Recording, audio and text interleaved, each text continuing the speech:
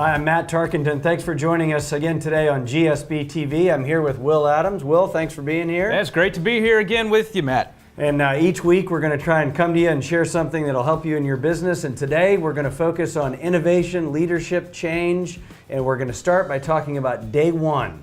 Every day is day one. Will, do you want to talk a little bit about where we get that? Sure. So recently we had read a letter from Jeff Bezos, founder of and CEO of Amazon.com, that he had written to his shareholders. And he's been quoted as being very fond of that phrase, at Amazon, every day is day one.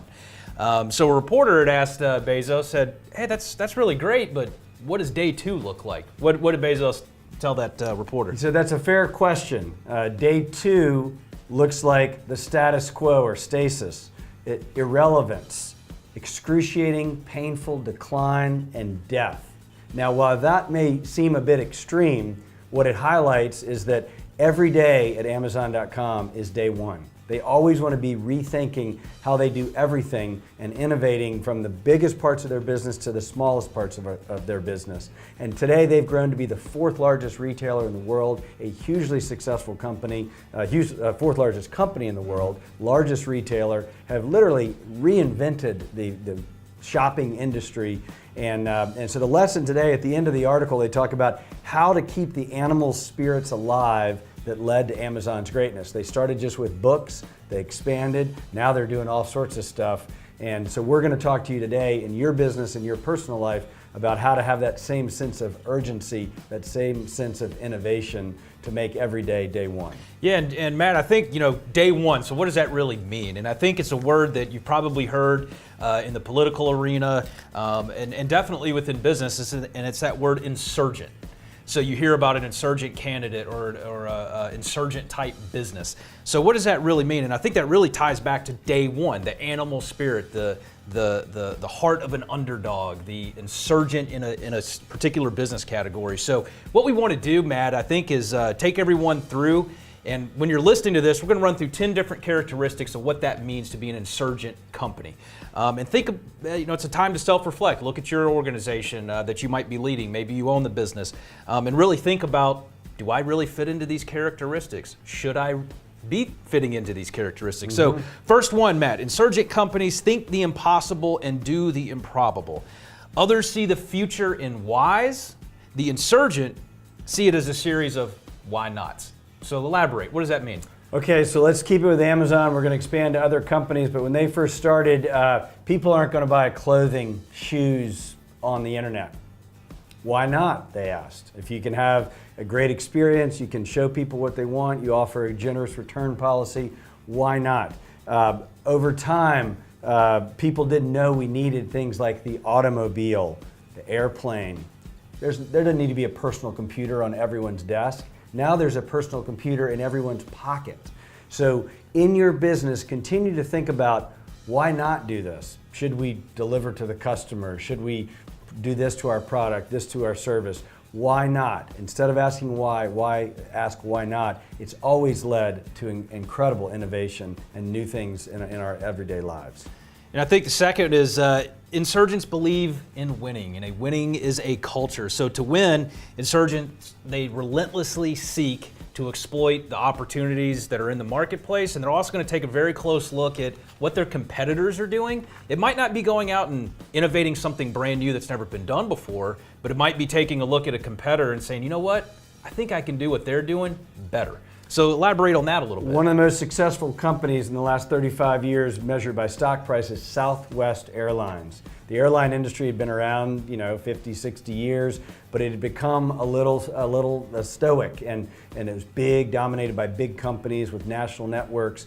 And Southwest came in and said, we're going to offer a lower priced, low frills airline experience, and it became part of their culture. And they made it fun, and they have, as a result, been a wildly successful company doing the same thing that the big boys like Delta and United Airlines were doing, but doing it with a different culture and a different mentality. That's great, Matt. And looking at number 3, insurgents seek the right questions before they seek the right answers. So if you really think about that, it's creating a culture in which you're not fearful of rocking the boat, of challenging the status quo, coming in, punching the clock, in, punching the clock out every day. You know, really putting yourself and immersing yourself in a culture that it's okay to go and challenge. What does that really mean? Well, and I'll bring it back here to us. One of the things my dad does every day is he goes and sits in the office with people to hear, what are you hearing? What's going on? What are people like? And how are the phones? Who you're talking to? Asking the tough questions. And that's, again, what Insurgents seek to ask the right questions. He talks about Bernie Marcus at Home Depot couldn't figure out why people weren't buying their nails. So he went down into the store and found out the nails bent when you hammered them. So you got to dig down and say, why are people returning our products? Why are people leaving our company? Talk to the people who are down working with it, and you'll get the right answers. Maybe you need to improve your manufacturing process. Maybe there's something in the way you service customers. Maybe there's something in the way you handle returns. Nordstrom is famous for offering a return policy, no questions asked. Yep. Ask those tough questions. Why? What can we do better? How can we improve things? Asking the right questions is key. Number 4, Insurgents empower people to make decisions. This is probably one of my favorites, and this is so important, especially once your organization, your business starts to grow. All of a sudden, there's a little bit more layers. There's a little bit more approval process. So, you know, the shortest distance between thinking and doing is making a decision. So talk about what that looks like in terms of empowering people within your business, within your organization to go make a decision. Well, a lot of people, especially in larger companies, feel like they need to go to the senior executives or senior management. Most of you watching this are probably smaller businesses, but even if you're not, empowering people to make decisions. When you take things to quote unquote a committee, it could be days, weeks, even months before an answer is made. Empower your employees to understand the business, to think, to make decisions, to suggest changes. When you do that, I think you'll find employees are more responsive, more engaged. Ownership driven. They've got ownership in making that decision, even down to little things. Hey, we ought to, instead of sending this letter out, we ought to send this letter out, or do little things, but empower your people to make those decisions. Committee is just a slow way to death, in my opinion. That's right. Number 5, Insurgents feed success and starve failure.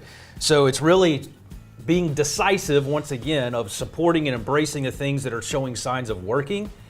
And as soon as you're seeing signs of something not working, you stop it. It's kind of the football analogy. You know, your father, Frank Tarkenton, often says, hey, if I've ran to the right 2 times, first down, second down, and I've gotten stuffed, I'm not going to go run it to the right on third down again. I'm going to try to drop back and throw, or I might run it to the left, run it up the middle. So talk a little bit more about feeding success and starving failure. Well, and the most successful entrepreneurs measure everything. So they know that, hey, when I do this, I see this result. That famous quote, insanity, the definition of insanity is doing the same thing over and over again and getting expecting different results.